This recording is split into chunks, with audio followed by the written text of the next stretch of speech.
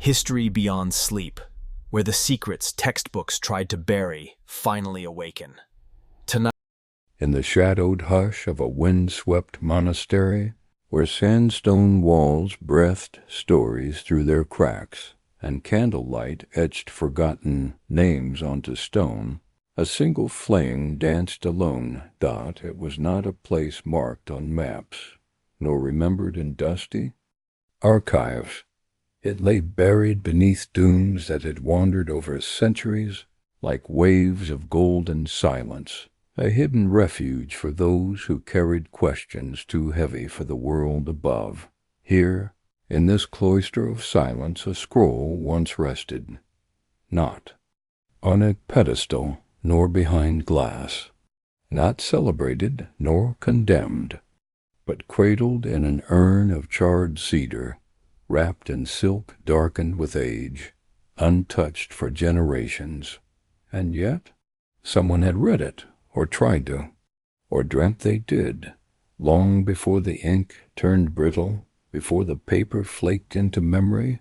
The scroll whispered to a monk named Eleos, a quiet figure who spoke with no one but the fire. He had come to the monastery as a boy, abandoned during a season of drought and war. The elders said he had no past, but he dreamed too vividly of stars falling into oceans and trees that grew backwards from fruit to root.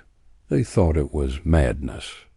But madness in places like this often masqueraded as prophecy. Elios found the scroll one winter morning while searching for dry wood.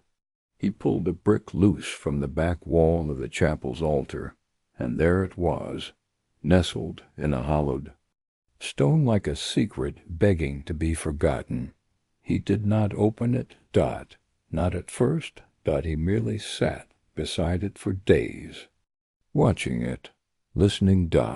Because some texts do not speak with words, some speak with weight.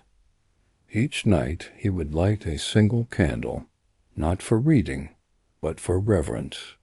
The scroll pulsed with something he couldn't name, not danger, not divinity, but difference, as if it had been written in a language older than language, as if it remembered a version of the world no longer allowed to exist, and the candle would flicker strangely in its presence. Sometimes it burned blue, sometimes it leaned toward the scroll like a curious child, and once, only once, it extinguished itself in sudden stillness.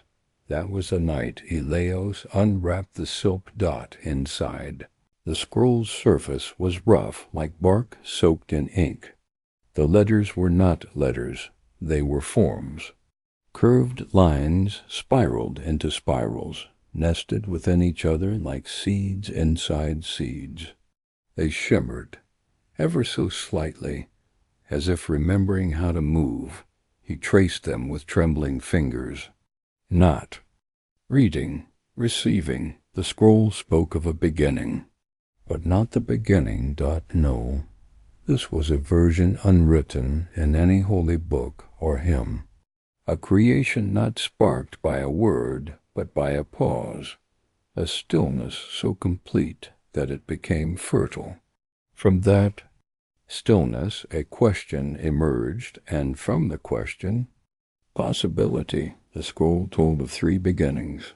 One, shaped from clay and fire, the world of substance and breath.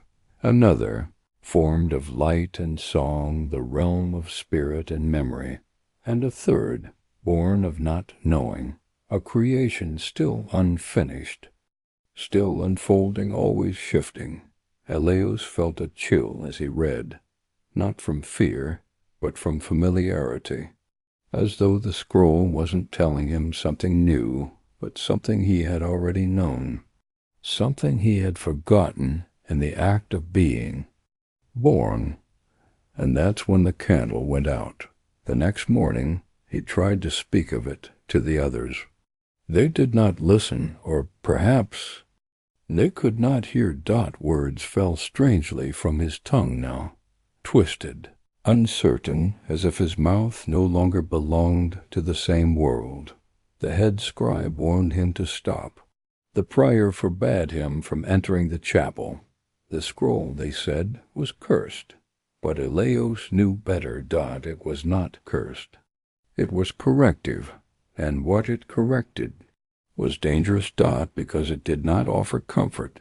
It did not reward faith. It dismantled assumptions. Dot. In the weeks that followed, Eleos became quieter still. He no longer attended prayers. He spent his nights alone beneath the stars, whispering to the darkness. One dawn he was gone. Dot. No footprints, no note, just the faint scent of cedar smoke in the chapel, and a circle of ash where the scroll had once been. Some said he walked into the desert to become part of the beginning he had read. Others believed the scroll took him, but a few, very few, claimed to have heard him still, in dreams, in moments between sleep and waking, in the silent pause between thoughts. They said he whispers still beneath the flame. Gentle music swells, a slow closing lullaby in minor tones. And so the story begins, not with light, but with a flickering silence, not with revelation, but with a forgotten monk and a scroll that should never have been found. Close your eyes now. Feel the hush where thoughts dissolve. Perhaps you, too, have heard the whisper.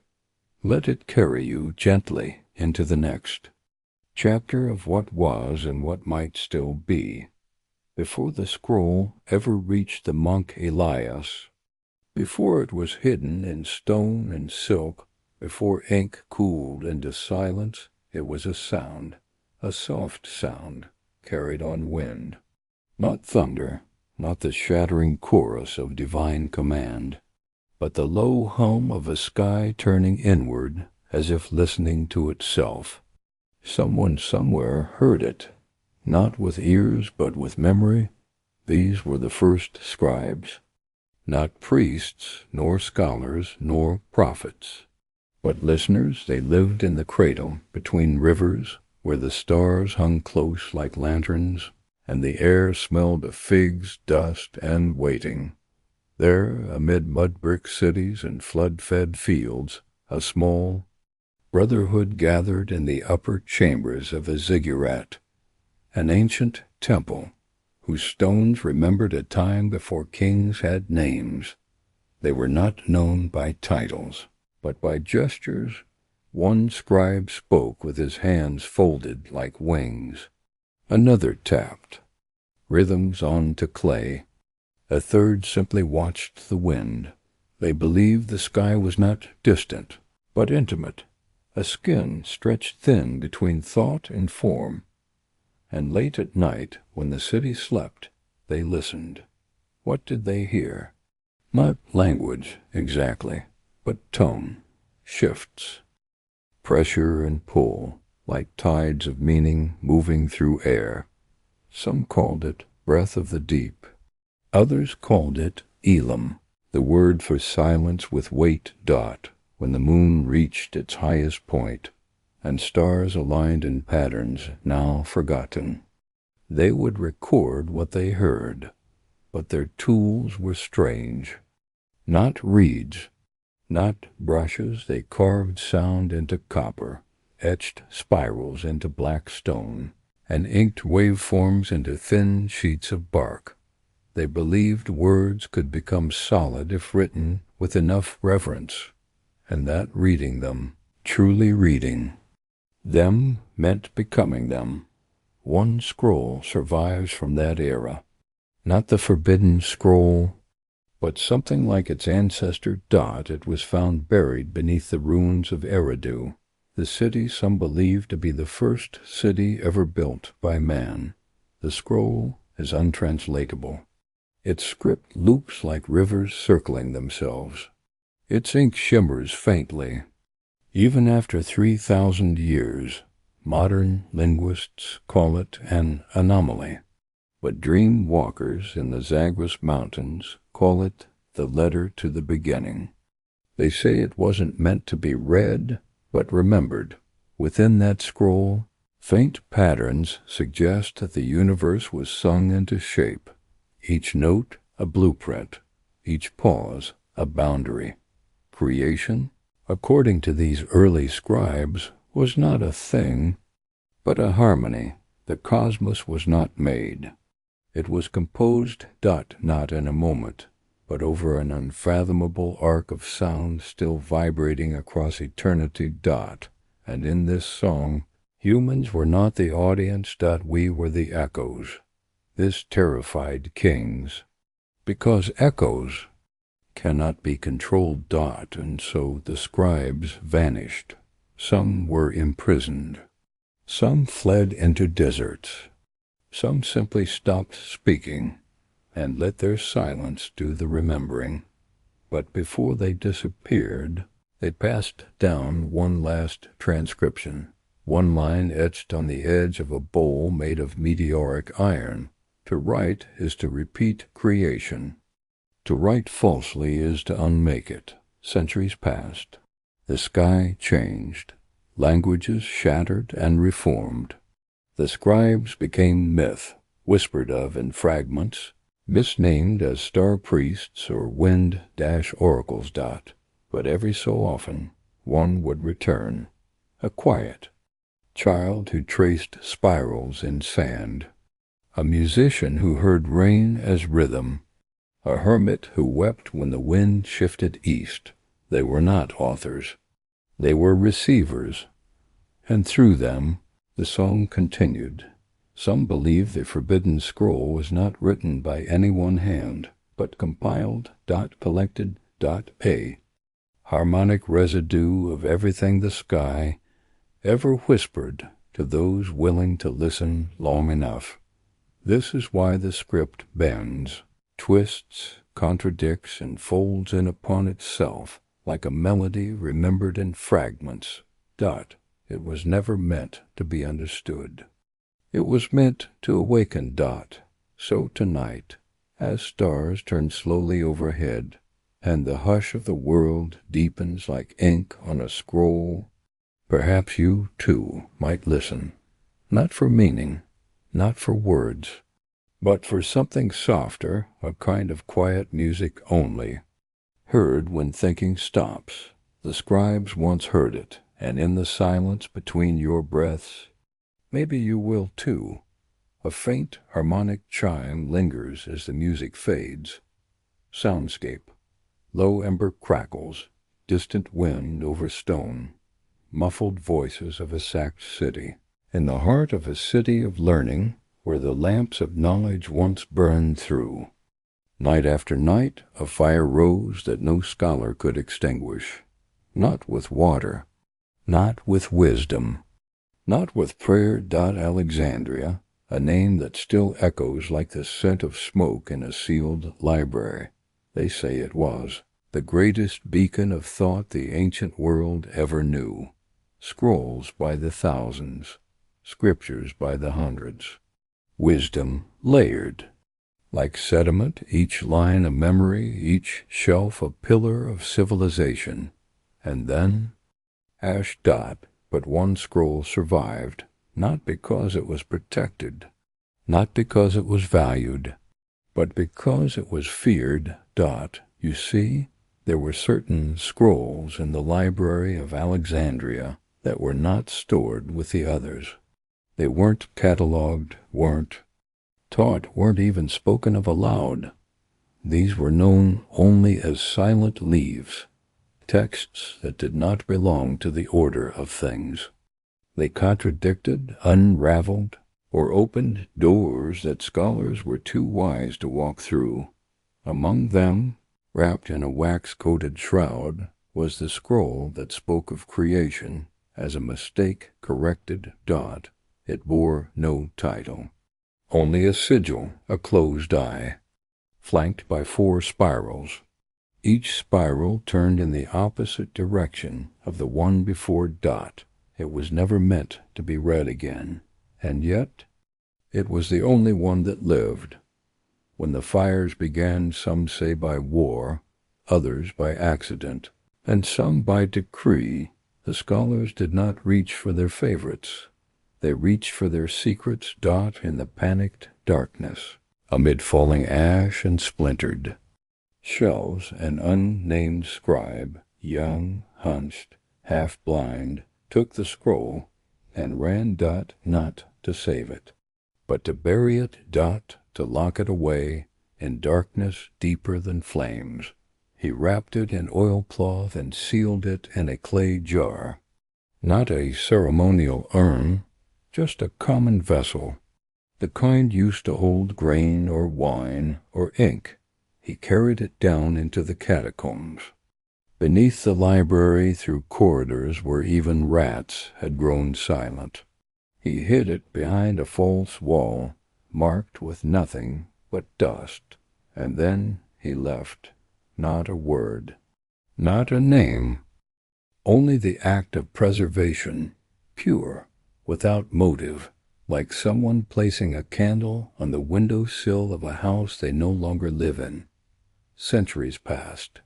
The city forgot. The world turned. The fire became myth. And the scroll, the scroll, waited until one day, 1,000 years later, a team of archaeologists digging beneath Alexandria's older foundations struck stone. Behind it, the jar. Inside the jar, a scroll untouched by time and unwelcome to it. Its surface was dark. The ink shimmered faintly, reacting to light. Its texture felt like something between paper and skin. One researcher described it as alive but uninterested. They couldn't read it. They couldn't carbon date it. Every test refused to hold that, and then the strange things began. 2 of the team members began speaking in their sleep, in a language no one could identify. One wept uncontrollably whenever near the jar. Another disappeared entirely, leaving behind his shoes but no footprints in the dust. The scroll was sent to a vault in Rome, then to Istanbul, then to a private collection in Prague. And in each place something came undone, not violently, but subtly, like a thread quietly pulled from the edge of certainty. But here is what remains recorded from a translation attempt made by a scholar. In Fez during the 1500s, a single line. Before the first word, there was the breath that regretted speaking. That line, he said, was the scroll's beginning, its true beginning. And if true, then creation was not a miracle, but an apology. Why did the scroll survive the fire? Perhaps because it was the only one that did not belong to fire, because it remembered something even the flames feared, something older than destruction, something older than even creation itself. Tonight, as we sit in the long shadow of Alexandria's forgotten wisdom, close your eyes and imagine a room of endless shelves, each scroll softly humming its own vision of the world. And in the deepest corner, behind the wall, a jar waits, and inside that jar the only truth too dangerous to burn. Let that image stay with you, as softly as a breath that never became a word. Music fades into distant firelight crackle, and a low wind through stone. Soundscape, soft wind stirring dry earth, distant bird calls at dawn, faint shimmering light. Creation as the forbiddens. Scroll tells us was never a single event, but a symphony of beginnings, layered and intertwined like ripples cast upon a still pond. The scroll speaks of 3 distinct births, 3 acts of becoming, each unfolding from a different essence, each weaving its own thread into the tapestry of existence. The first, shaped from clay and fire. This is the world of substance, the flesh and bone of things. The land itself was molded from earth's deep bones, warmed by embers hidden beneath. The surface. It was rough, raw, a creation of touch and weight. Man and beasts rose from this dust, carrying the fingerprints of the very earth they walked upon. But this was not enough. The second creation blossomed from light and song. This was the realm of spirit, of memory and breath, where the air shimmered with unseen melodies and shadows danced with purpose. In this world, beings were shaped not by hand, but by vibration, echoes of the first note of existence, humming softly through the void. Here lived the creatures of dream and thought, the weavers of tales yet told, the keepers of forgotten wisdom, yet still. The scroll murmurs, something remained incomplete. The third beginning is the most elusive, born from not knowing. This creation is unfinished, fluid, a shape not yet fully formed, a question without answer, a story still being written. It is the space between certainty and doubt, where possibility lingers like morning mist. Here, the scroll whispers, lies the seed of all futures, waiting patiently beneath the surface of time, inviting those brave enough to embrace the unknown. This triad, clay, light, and unknowing, are not separate worlds, but layers overlapping like waves. Each touches the other, blurring the lines between flesh and spirit, between past and future, between what is and what might be. To the ancient scribes who first heard the sky, this multiplicity was not confusing, it was beautiful. A harmony of existence where creation was never fixed, but forever in motion, forever rewriting itself. And within that, they believed, humankind held a unique place, as both children of the earth and dreamers of the light, carriers of clay and song, and wanderers into the uncharted realms of not knowing. The forbidden scroll, in its quiet insistence, asks us to hold this vision, not as a myth to believe, nor as a fact to prove, but as a gentle invitation to reconsider what we think. We know, to soften the edges of certainty and find comfort in the unfolding mystery. Tonight, as sleep draws near, imagine yourself as part of this layered creation, a being made of earth and stars, touched by the breath of dreams and cradled in the tender space of not knowing. Breathe in the clay of your body, feel the light within your mind, and rest in the quiet vastness of possibility. Soundscape, gentle morning breeze, distant bird calls, faint tones of a harp or lyre softly plucked. Before, words as we know them existed. Before the letters etched on stone or inked on parchment, there was a language without form, a living song that sang the world awake. The forbidden scroll whispers of this ancient tongue, not spoken by lips or thought by mind, but woven from vibrations deeper than sound itself. It was a language made of breath and silence, a music where each note carried a seed of creation, where every pause between sounds held the promise of possibility. Imagine the dawn of the cosmos as a great symphony, not chaos, but a carefully composed melody, each star, planet, and living thing a note in a vast unfolding song.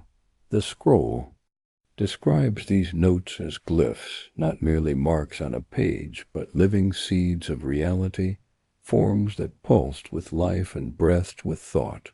Each glyph was a vibration, a subtle pulse in the fabric of existence, and the scribes who learned This language did not write it down, they felt it, they became it. In this language to write was to create, to sing was to shape, and to listen was to become part of the world's unfolding. The scroll speaks of a great cosmic chorus, where beings of light and clay alike found their voices joining together in the endless act of creation. But the scroll also warns, this language is fragile, its notes easily broken, its harmonies easily lost to silence. When humans lost the song, when words hardened into letters, and meanings froze into texts, creation itself slowed. Yet the scroll suggests that echoes of this language remain in the laughter of children, in the rhythm of rain, in the rustling of leaves. It lingers in the spaces between words, in the quiet moments before thought, in the breath before a song. Those who still listen, the scroll says, can hear the world singing, a gentle reminder that we are not separate from creation, but woven within its very fabric. So as you prepare to drift into sleep, let yourself listen for that ancient language, not with your ears, but with the quiet spaces in your heart. Feel the pulse of the world's breath, the subtle song beneath your thoughts, and know that in this shared melody, you, too, are singing the world awake. Music softens to a lullaby tone, fading gently into silence. Soundscape, distant choir hums, soft flutter of wings, gentle echoes in vast chambers. In the hidden realms beyond mortal sight, the scroll reveals a story of beings who first sought to record creation. Angel scribes, luminous watchers entrusted with the sacred task of chronicling the cosmos unfolding. These celestial scribes were not mere observers, but participants in a divine act, each entrusted with a vision of what creation should be. But with many visions came discord.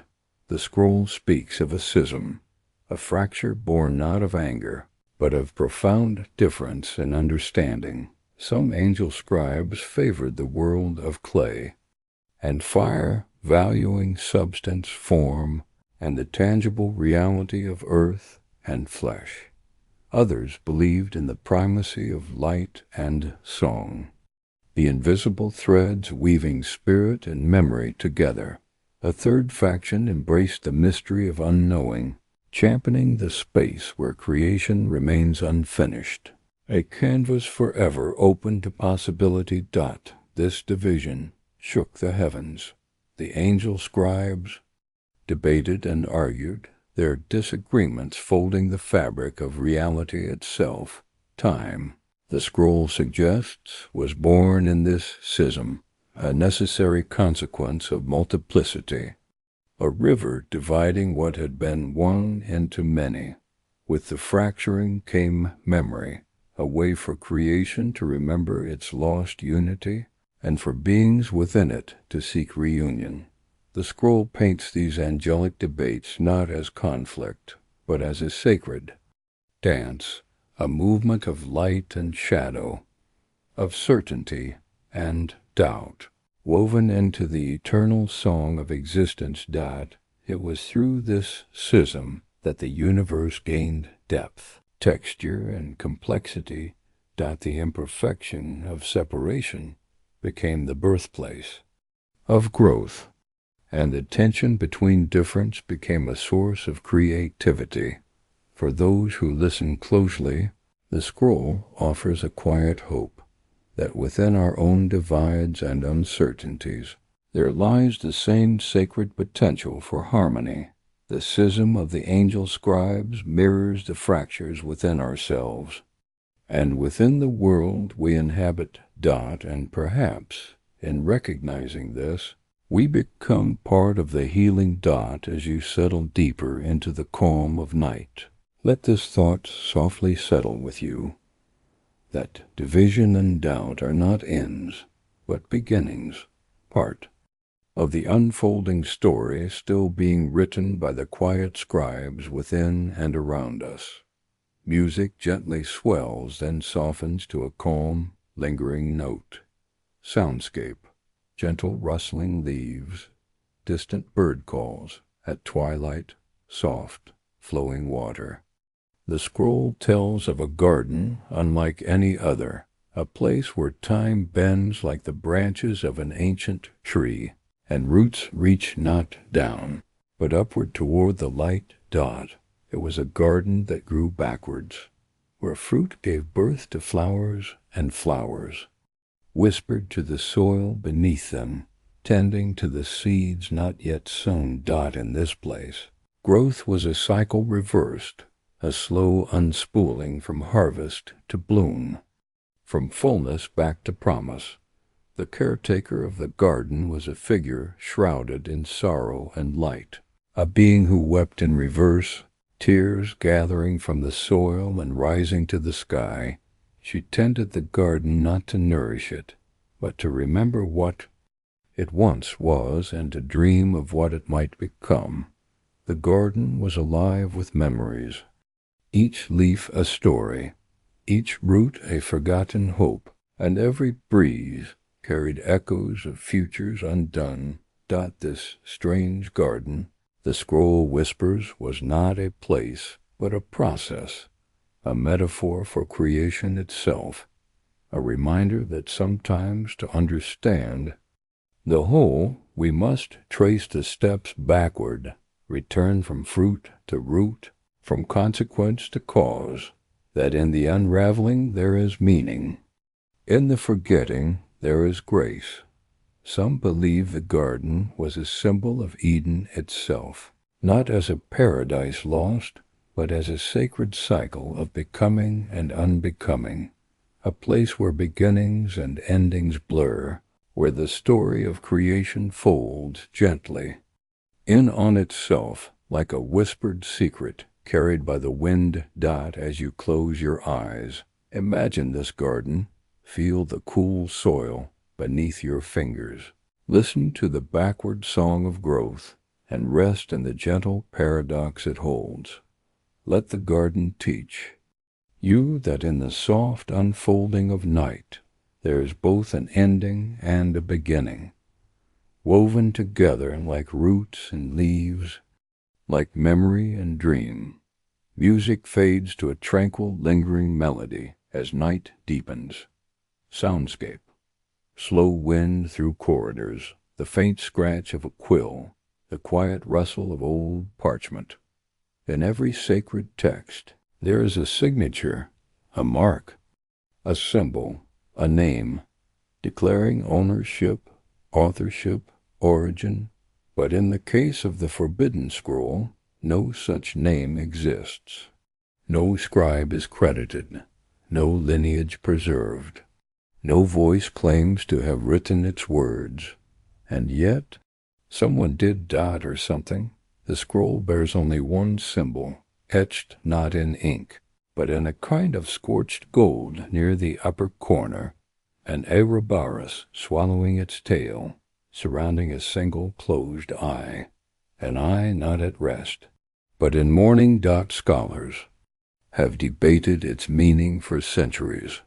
Some believe it to be the mark of a forgotten mystic sect.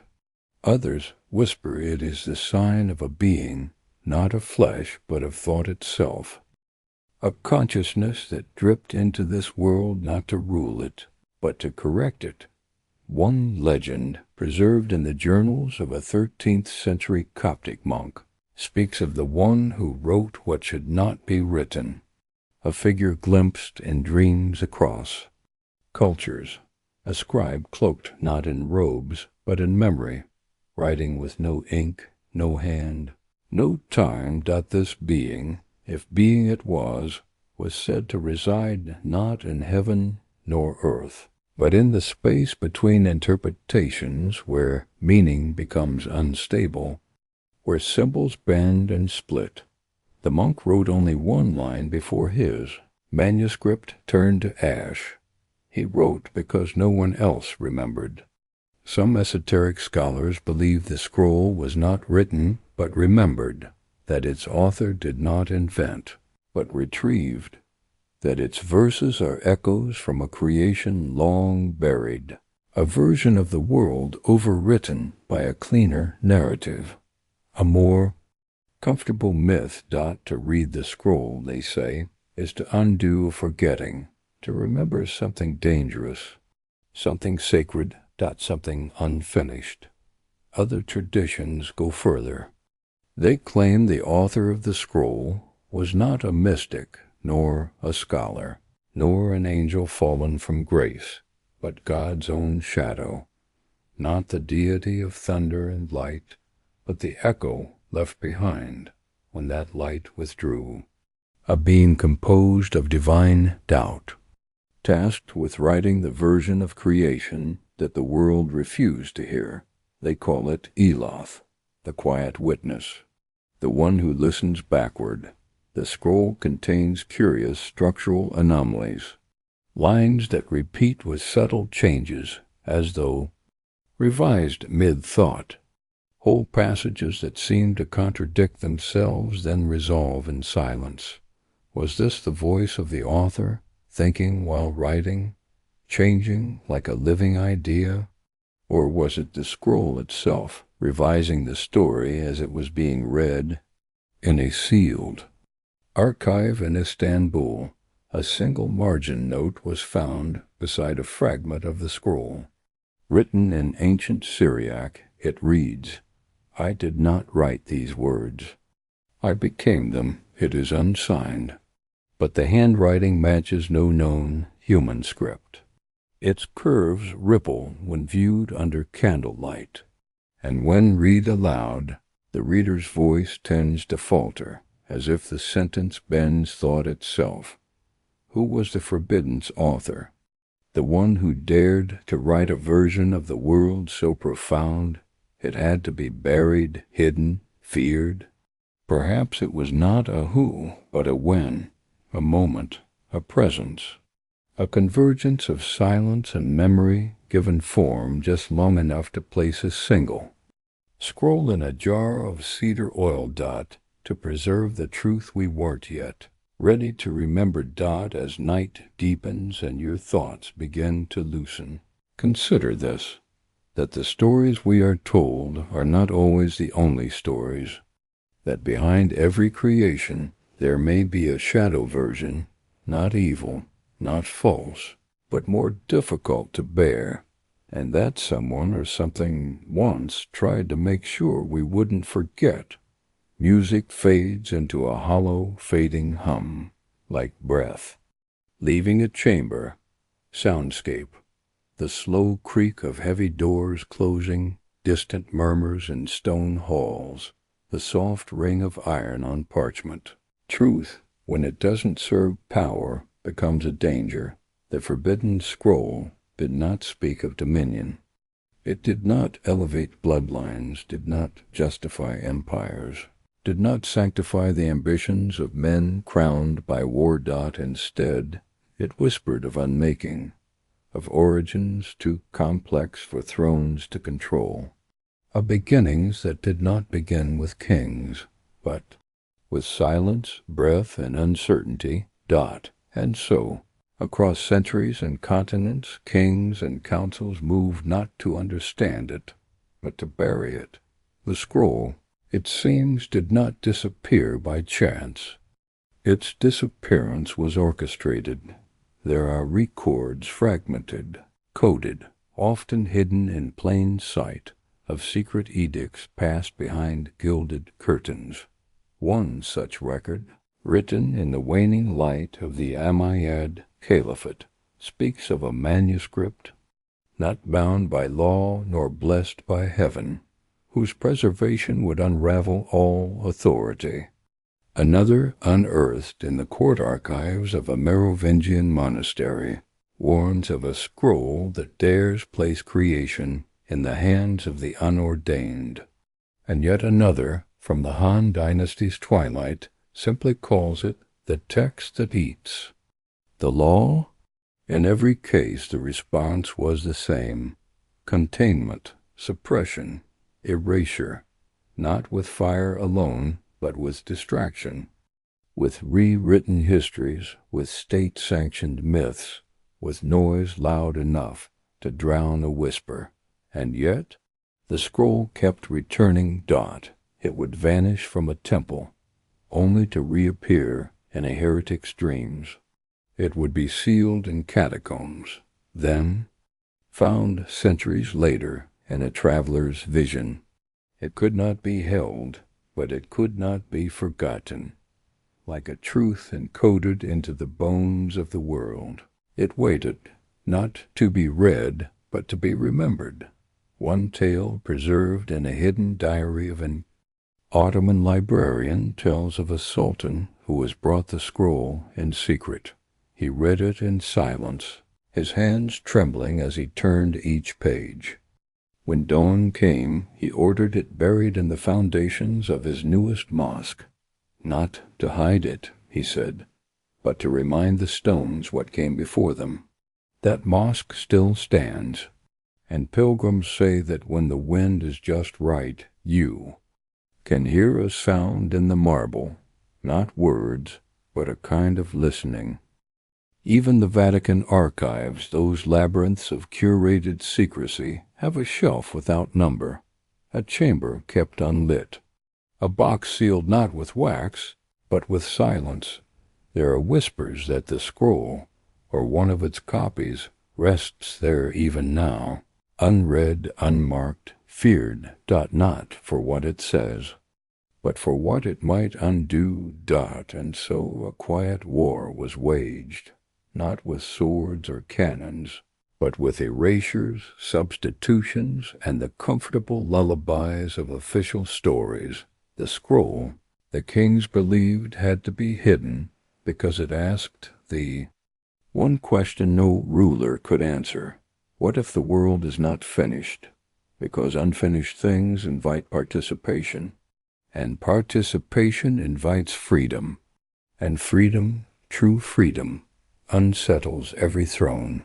The scroll did not teach rebellion. It taught responsibility, not obedience to law, but to wonder. Not submission to power, but reverence for mystery. And for this, it was chased through time like a fugitive truth, always ahead of the torchbearers, always beneath the notice of those who needed it most. Now, as we drift into deeper quiet, let us remember this. Some truths are too soft to be shouted. They survive not in books, but in breath, not in monuments, but in memory, not because kings preserved them, but because dreamers refused to forget. And tonight, you are one of them. So let your thoughts slow, like footsteps fading into dusk, and know that the scroll waits still, not behind palace gates, but within the silent chambers of your own beginning. Music fades into soft bells echoing through an empty marble corridor. Soundscape, soft parchment turning, as subtle scratching. Of ink, low ambient hum, as if from within a hidden chamber. Some scrolls offer answers, others offer questions. But the forbidden scroll offers neither. Instead, it offers something subtler, a map, not of roads or rivers, not of lands or stars, but of meaning. Folded deep within its strange calligraphy, hidden in flourishes and spacing, was a pattern few ever saw, and even fewer understood. A monk in the highlands of Armenia was the first to notice it. He wasn't a scholar. He was a restorer of old manuscripts, tasked with preserving ink that time was eager to forget. While repairing a fragment believed to be part of the forbidden scroll, he noticed the margins were whispering, not in words, but in structure, the spacing between lines, the indents, the irregular breathing of the page. It formed shapes. When overlaid, folded, or mirrored, They began to resemble constellations, not ones seen in our night sky, but constellations of ideas. It was a conceptual map, an architecture of thought, not a linear direction, but a spiritual geometry leading not through space, but through awareness. The monk called it the path of unfolding. He believed that by following these subtle cues, a reader could be guided inward, not to knowledge, but to unveiling. The scroll was not meant to be read as a scroll. It was meant to be experienced like a labyrinth, a walking prayer for the soul, a soft spiral inward. Others began to see the pattern, but each saw it differently. To a mystic mathematician in 16th century Moorish Spain, it formed ratios echoing sacred architecture, numbers hidden in mosque domes and cathedral arches. To a desert poet in the Levant, the scroll's margins formed the shape of a sand mandala, erased by wind and remembered only by rhythm. To a healer in the jungles of Java, the margins resembled the growth rings of trees, each curve a season of spiritual weathering. Each of them believed they were decoding a secret, but none could agree what it meant, and perhaps that was the point. For maps, the scroll reminds us, are not always meant to guide. Some are meant to mirror, to reflect what we seek, and to change as we change. And just as rivers shift course and stars grow cold, so too does the meaning of the path we walk. One version of the scroll, found near the ruins of a forgotten port in Sicily, contained a margin glyph in the shape of an eye, but the eye was closed. Next to it, the true way cannot be followed, only returned to. It may be that the scroll's map leads not forward, but backward, back to a moment before memory, before knowing fractured into categories, before words turned sacred things into fixed shapes. To read the scroll as a map, then, is to be guided not across land, but through layers of unlearning, each passage leading not to knowledge, but to silence, to humility, to the place where the mystery remains intact. And perhaps that is why the scroll was hidden, because maps like this cannot be held in the hand, only in the soul. They do not point toward conquest or wealth. They lead inward to the quiet chamber where creation first opened its eyes. So as your body softens into rest and your breath deepens into rhythm, imagine that map unfurling now within you. Not a road to be walked, but a memory being reawakened. You are not lost. You are circling gently back to what you have always known, what you never needed to name. Let the margins guide you. Let the silence show you the way. Music fades to a slow echoing harp melody. A breath of wind stirs parchment one last time. Soundscape, soft shifting dust, faint echoes of footsteps in empty halls, a distant whisper like wind through ancient corridors. In the silence of forgotten archives, beneath layers of dust and time, there lies a quiet whisper, the remnants of a story. Almost lost, the forbidden scroll, when buried deep, did not vanish into nothingness. It lingered, folded in shadows, waiting for ears still willing to listen.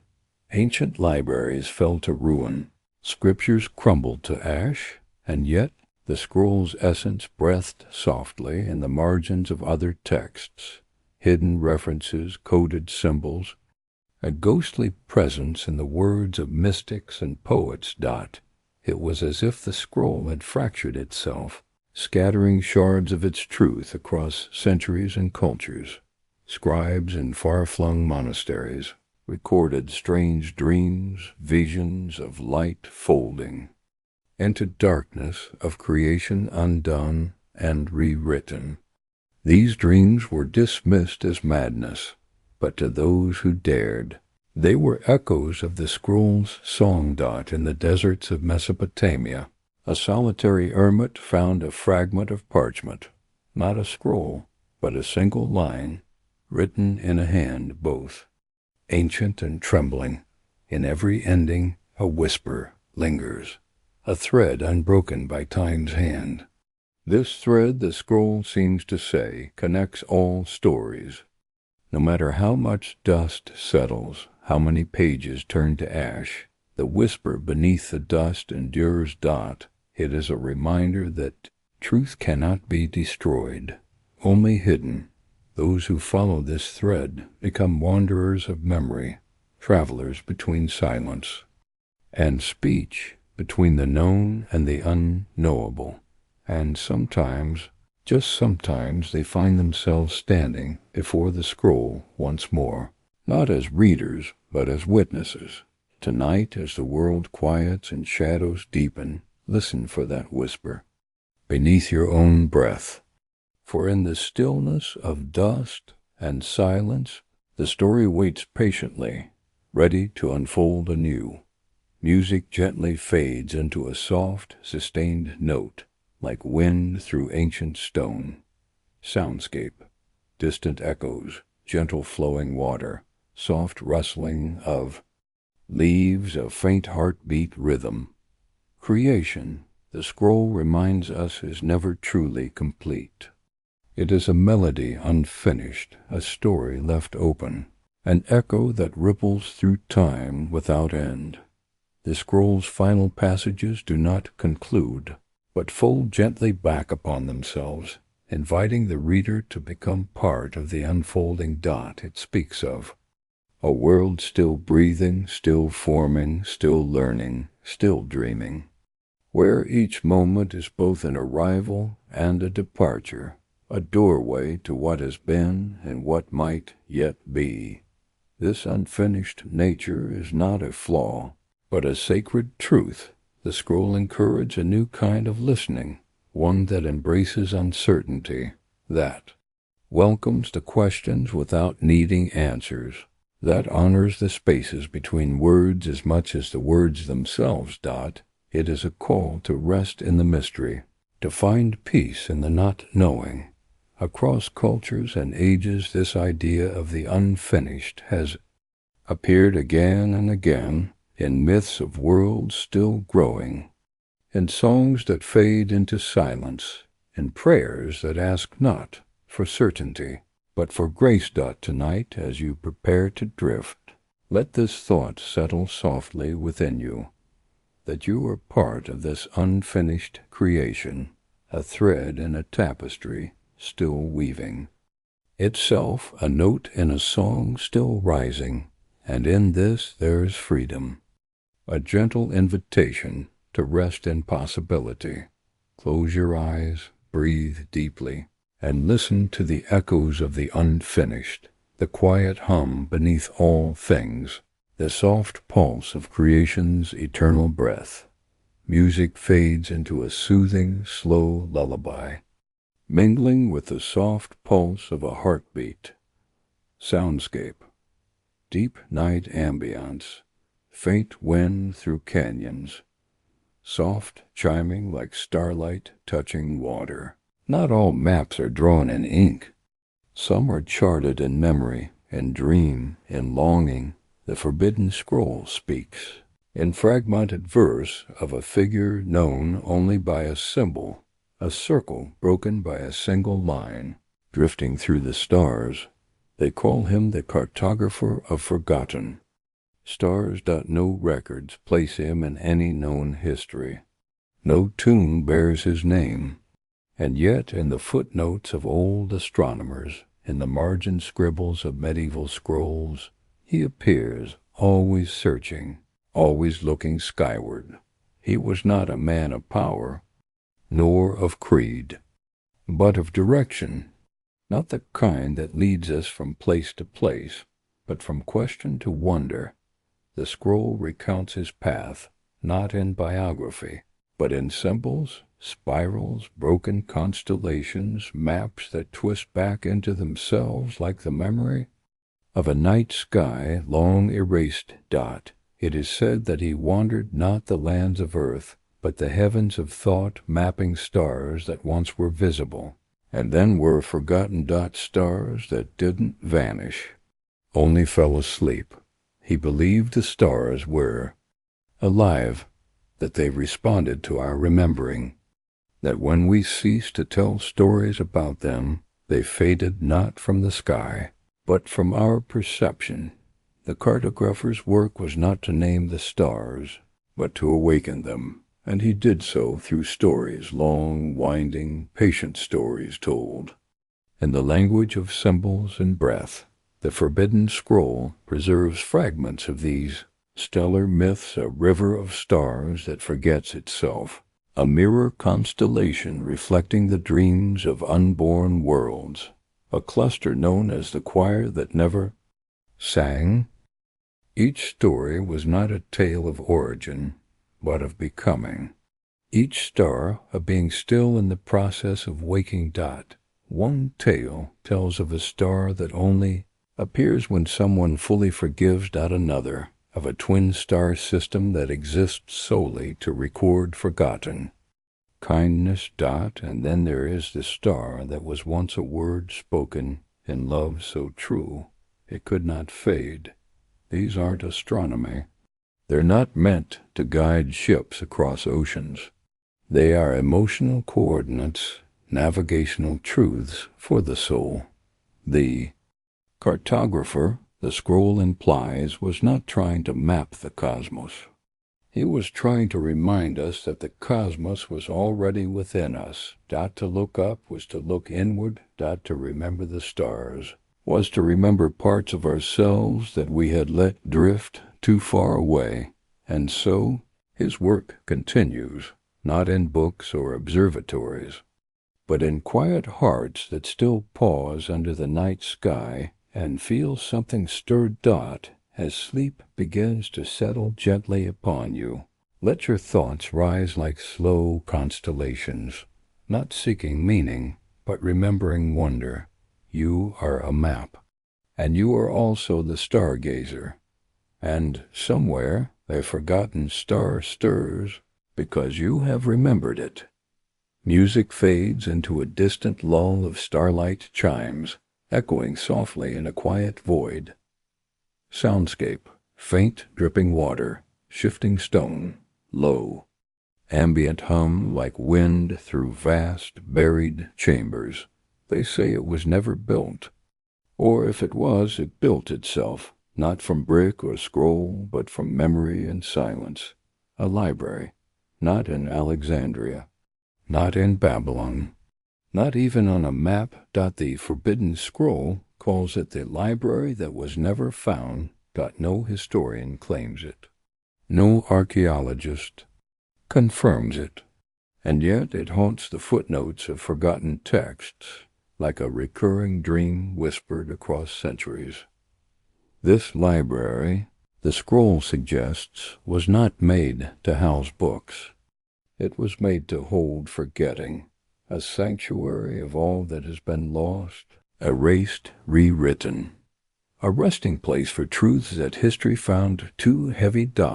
It was said to be buried beneath a desert that no longer exists, a place where sand flowed like thought, and the air smelled of salt and copper.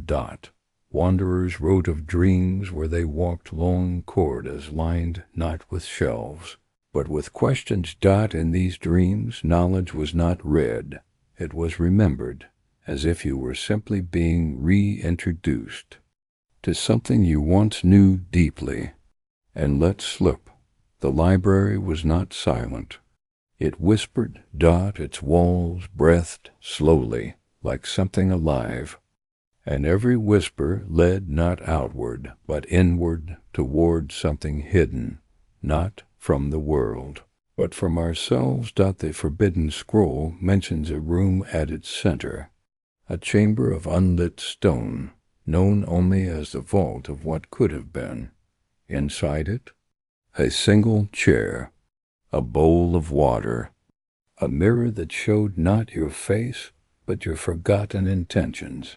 Some believe the library is real, hidden in the folds of the earth, waiting to be unearthed. Others say it exists only in the dream realm, accessible only during the deepest sleep, when the conscious mind dissolves and we slip past the borders of knowing. A few, very few, have claimed to enter it during fevered trances or near-death moments, emerging changed, quieter, not burdened with new knowledge, but calmed by a deeper humility. What the scroll insists again and again is that the library was never meant to be found, because it was never lost. Not really. It lives in the shadow space of forgetting, in the gaps between the stories we tell, in the ache we feel when something we once believed slips through our fingers. It is said the library guards the true names of things, not their labels, but their meanings, and it protects these names until the world is ready to speak them with reverence again. So tonight, as your breath softens and your eyes begin to close, imagine this library not beneath the earth, but within you, its corridors, winding softly through your mind, its shelves made of memory, its whispers to hush between each heartbeat. Let go of needing to find it. It was never meant to be searched for, only remembered. Music fades into a breath-like rhythm, mingling with low tones like pages turning in the dark. Soundscape, a slow, sacred hum, rising like distant thunder, then fading into quiet breath. The gentle ringing of a single bell. All creation begins with a word. This, the scroll says often. But not all words are equal. Some shape reality. Some name the stars, and some are never spoken aloud. This chapter of the Forbidden Scroll speaks of one such word, a word said to be older than time, older even than the first breath of the universe, a word so complete, so infinite in meaning, that to say it aloud would collapse every boundary between self and other, between thought and form, between what is, what was, and what could be. They called it the unutterable name, not because it was forbidden, but because it was too true to speak. It would be to become it, to dissolve into what the scroll calls the first and final light. Some claimed the word was hidden in the spaces between stars, written across the night sky in a tongue of vibration and stillness. Others searched for it in deep wells or carved into ancient stone, but those who came closest never wrote it down. They wept. They fell silent. They wandered alone for years, speaking only in poetry and dream. The scroll does not reveal the word. It does not even spell it. Instead, it offers metaphors, the taste of honey without sweetness, the sound of fire before it burns, the shape of a circle folding in on itself and opening again as something new. There is a passage deep in the scroll's last third. The word is not found. It finds you when you are quiet enough to listen with more than ears. What might this word be? A name of God? The true name of the self? Or something beyond both? A pure vibration of harmony before thought became separation? Some mystics believe that in deep sleep, when the thinking mind softens, we come close to it. We do not hear it, we remember it, a warmth beneath language, a calm beneath form, a recognition so ancient we mistake it for silence. The Forbidden Scroll offers one last clue, a tale of a wandering scribe who nearly spoke the word aloud. He stood before a burning tree in the desert. its flames humming like a distant choir. As he opened his mouth, the wind stopped, time folded inward, and he heard not the word, but a question. "Are you ready to end the story?"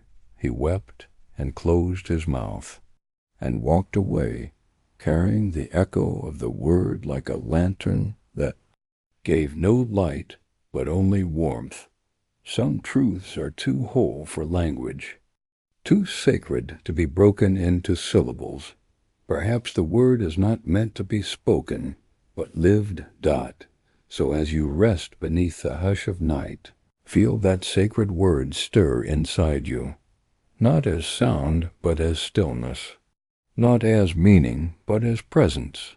Let it warm you like fire that does not burn. Let it cradle you like a song you knew before birth. You do not need to speak it. You only need to remember that it has always been part of you. Music fades into a soft choral. No lyrics, just breath and resonance like a lullaby without beginning or end.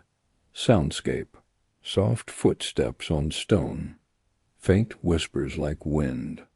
Through ancient trees, subtle ambient drone. There have always been those who guard what must not be lost, not with swords or shields, but with silence. They are the silent keepers. A lineage whispered only in the margins of history, a presence felt but seldom seen. The scroll hints at them. Keepers of memory and shadow, custodians of the forbiddens, guardians of the spaces between words. Their task is not to hide truth away, but to hold it gently like a fragile flame in the quiet dark. They move unseen, carrying scrolls folded in whispers, listening to secrets the world forgot it had told. The silent keepers are not immortal, but they carry a memory that outlasts lifetimes, passed down through silent vows, written in the language of breath and pause. They are the ones who answer when the world forgets how to listen, who remind us that some truths are not for speaking, but for being. The scroll suggests their origins stretch back beyond recorded time, perhaps to the first moment creation hummed into existence. They may have been angels, or dreamers, or ancient poets, but their essence is the same, to preserve the sacred quiet. Throughout history, hints of their presence appear, a sudden silence in a bustling city, a forgotten manuscript carefully folded inside another, a stranger who disappears just when you look closely. They are the breath between stories, the pulse beneath memory, the unseen hands that keep the flame alive. Some say the silent keepers are not just protectors, but guides, leading those who seek beyond knowledge, beyond certainty, into the deeper realms of understanding. They teach that to hold a secret is not to trap it, but to let it breathe. As you drift deeper into night's embrace, imagine yourself surrounded by these silent guardians, felt but unseen, heard but unspoken. They watch over the soft places inside you, where truth grows not. In light but in shadow. So rest now, held by their quiet presence. And remember, sometimes the greatest power lies in silence, and the most profound truths live between the words. Music gently fades into a low, warm drone, like the heartbeat of the earth. Soundscape, gentle whispering winds, faint rustle of pages, as subtle echo as if voices are just out of reach. Language shapes worlds, but not always in ways we see. The forbidden scroll speaks in tongues hidden beneath tongues, in shadows cast by letters, in silence shaped between syllables. It is a language that does not announce itself, but waits patiently to be discovered, a language of shadows. This language is not spoken aloud. It is felt, traced in the mind's quiet spaces. It dances in the flicker of candlelight and the pause before a breath is drawn, in the glance that lingers longer than words. The scroll's verses hint at alphabets written in smoke, words carved in the frost on a window, and messages hidden in the geometry of a spider's web.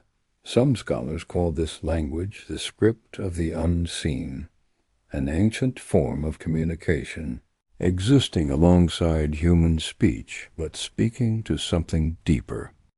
It is the language of dreams, of intuition, of the parts of ourselves that know before we understand. The scroll itself seems to encode this language in subtle ways, shifting letters, invisible ink, patterns that only emerge in certain light or at particular times of night. Decoding it is less about intellect and more about presence, a quieting of thought, an opening of the senses. Across time, different cultures have glimpsed this language in the silent prayers of desert mystics, in the intricate dance of shadows cast by temple carvings, in the rhythmic tapping of rain on ancient rooftops. It is a universal tongue, spoken not with the mouth but with the heart. To learn it, the scroll suggests, is to learn to listen to the world anew, to hear the quiet stories beneath the noise, to see the shapes in darkness, to speak without speaking. Tonight, as your breath slows and your mind softens, allow yourself to enter this silent language. Feel the shadows around you as words, the spaces between as meaning. You do not need to translate. You only need to be present. And in this presence, the scroll's message unfolds, not as knowledge to be grasped, but as a quiet invitation to become part of the story. Music fades gently into the sound of soft wind mingling with distant chimes. Soundscape, gentle flowing water, soft rustle of reeds, distant bird calls fading into evening. The river flows, not just through the land, but through time itself. It carries stories, whispers of beginnings, and echoes of endings. The forbidden scroll speaks of a river that remembers, a sacred current that holds the memory of creation's unfolding, winding backward and forward, never quite still, never truly lost. This river is not water alone, but a metaphor of memory itself, the flow of all that has been, and all that might yet be. Its waters shimmer with reflections of forgotten worlds, faces seen only in dreams, and moments that slip between the ticks of the clock. To follow this river is to journey inward, to trace the gentle bends of the soul, to listen to the soft murmur of ancient truths that flow beneath the surface of awareness. The scroll tells of travelers who drank from the river, finding not thirst quenched, but a stirring, a call to remember something beyond the self, a connection to the endless flow. Some say the river's source is lost in mists of time, its mouth merging with the ocean of the unknown. But the river never ends. It circles back on itself, reminding us that memory and existence are one continuous, unfolding stream. In the quiet of night, listen for the river's song within yourself, a current of breath and thought carrying you gently between waking and dreaming, between knowing and mystery. Let yourself drift on this river now, softly carried by its currents, flowing toward the place where all stories meet, and where creation is never finished, but always becoming. Music fades to the sound of flowing water mingling with a distant, soothing flute. Soundscape, soft ticking like a distant clock, mingled with the slow, resonant drone and faint echoes of a harp. Time moves softly, not as a march, but as a song. The forbidden scroll speaks of time's silent music, a rhythm felt more than heard, a pulse beneath moments, an endless cadence beneath all things. This song is ancient, older than memory, but younger than the first breath. It weaves through the fabric of existence, threading past, present, and future into a seamless melody.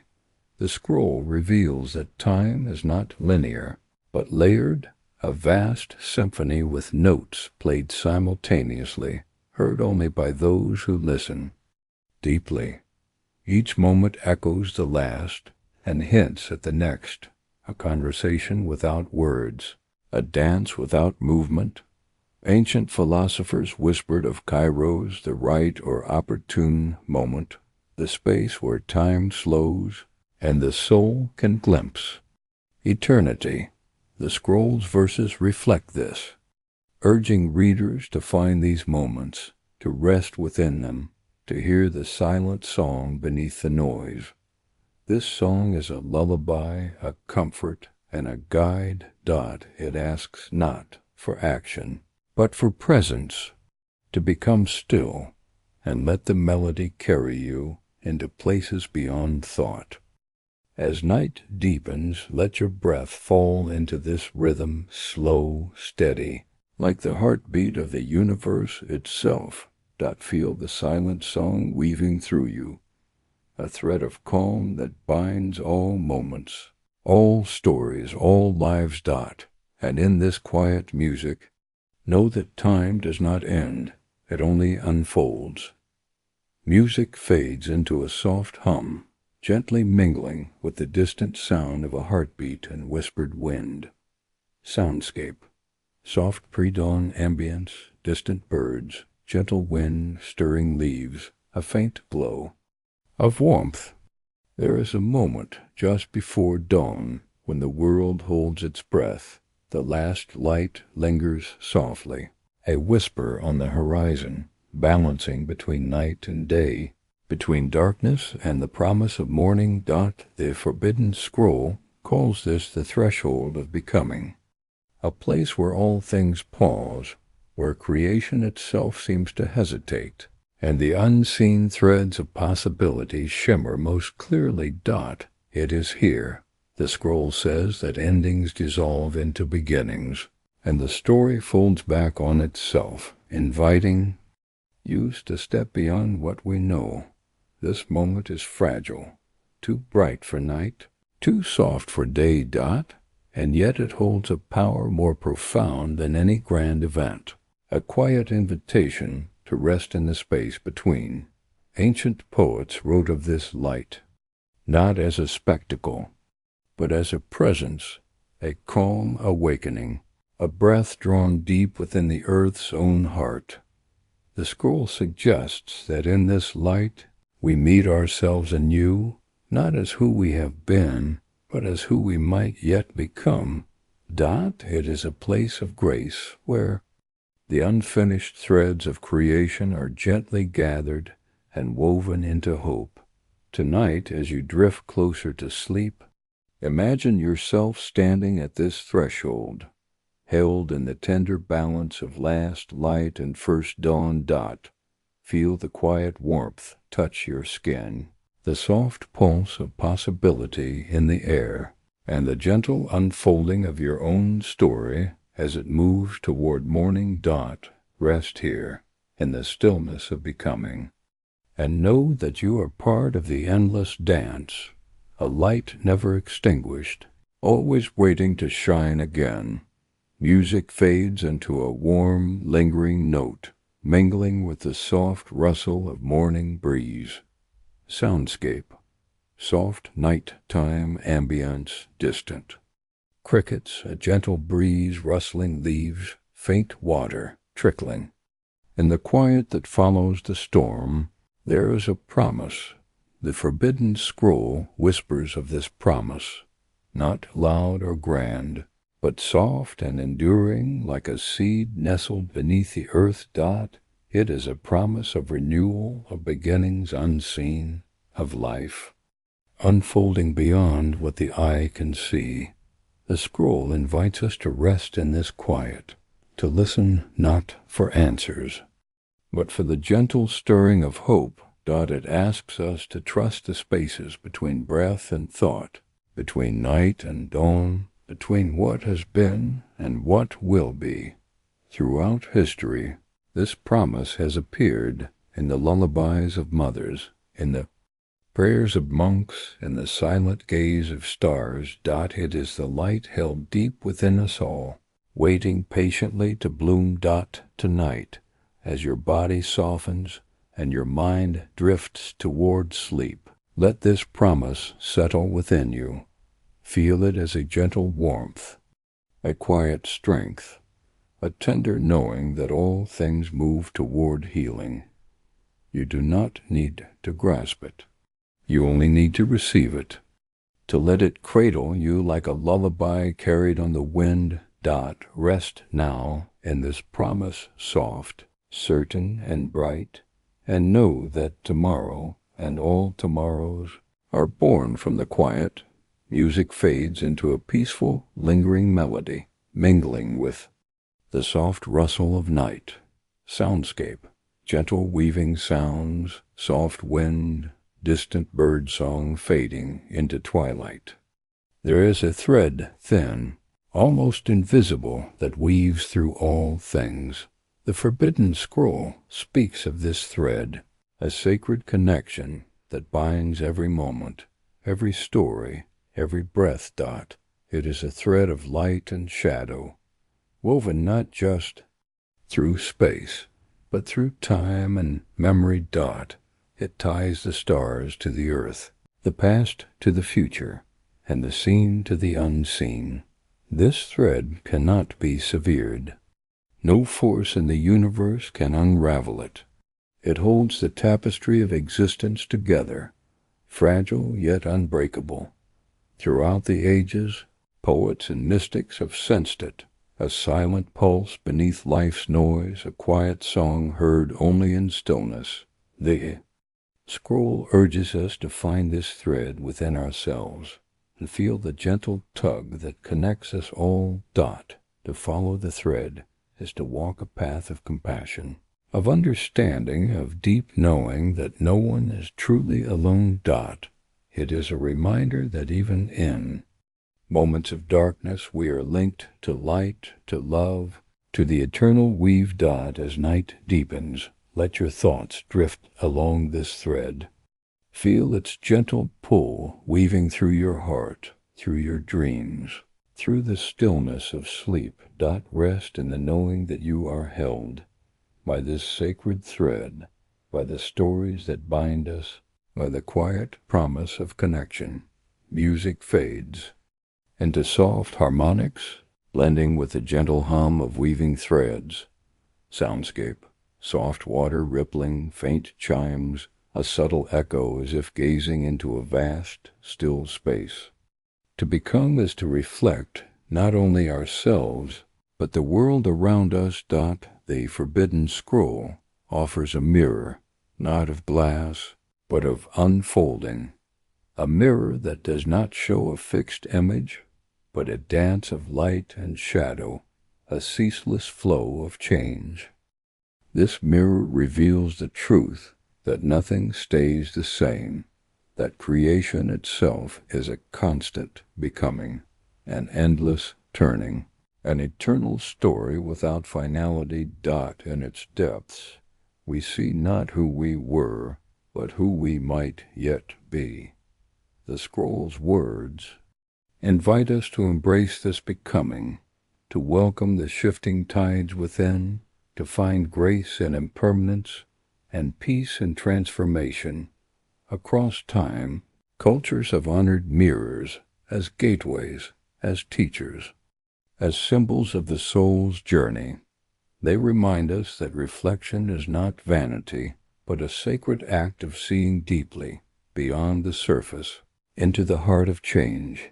The mirror in the scroll is also a threshold, a place where past and future meet, where the self dissolves and the new self emerges. It is a place both familiar and strange, comfortable and unsettling, a place of quiet power. As you drift toward sleep, Imagine standing before this mirror, gazing not for answers, but for the gentle unfolding of your own story.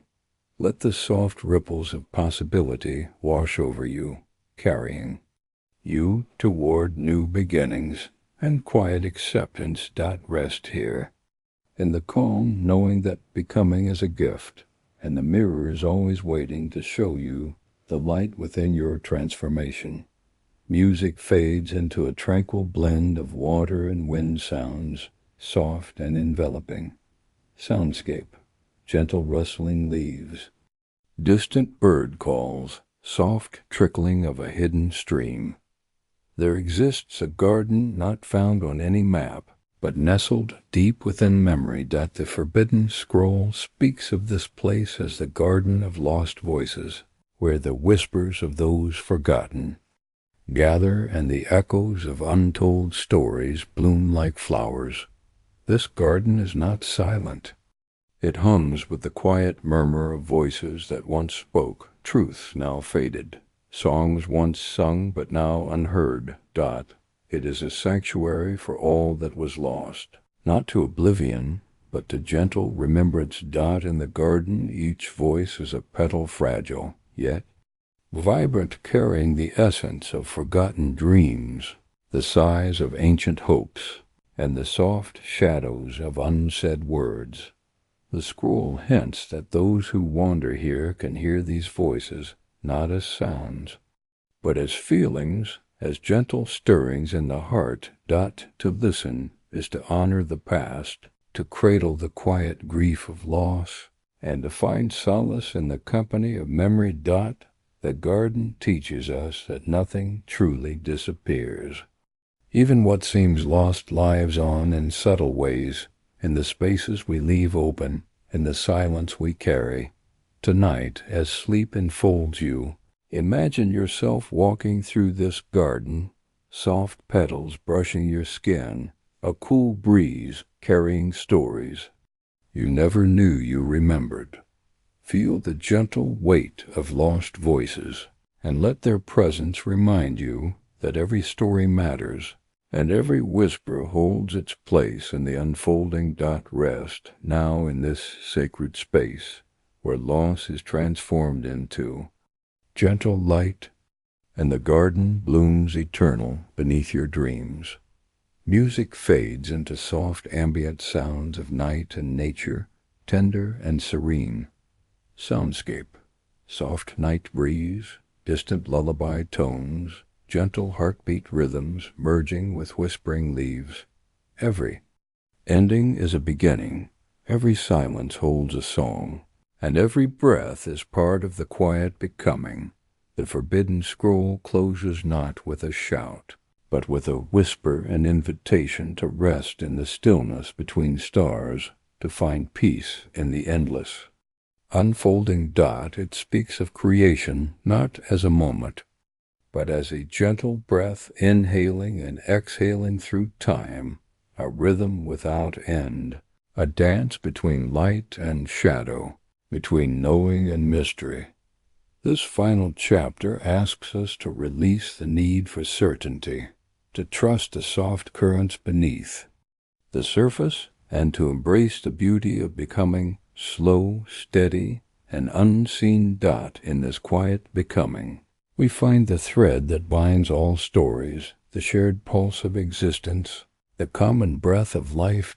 We are not separate from creation. We are creation, always unfolding, always moving toward the light. As you drift now toward sleep, let this quiet becoming cradle you like the gentle arms of night, like the hush that settles over a world ready to dream. Know that you are part of this endless story, and that your own becoming is a gift woven softly into the fabric of all things. Rest here in the tender embrace of the scroll's final whisper, and as the stars fade into dawn, carry this calm with you, the quiet song of creation's gentle, eternal breath. Music fades into a soft, lingering hum, a final breath of stillness before silence. Thank you for journeying through the forbiddens, scroll that rewrote creation. May your dreams be filled with wonder, peace, and quiet becoming.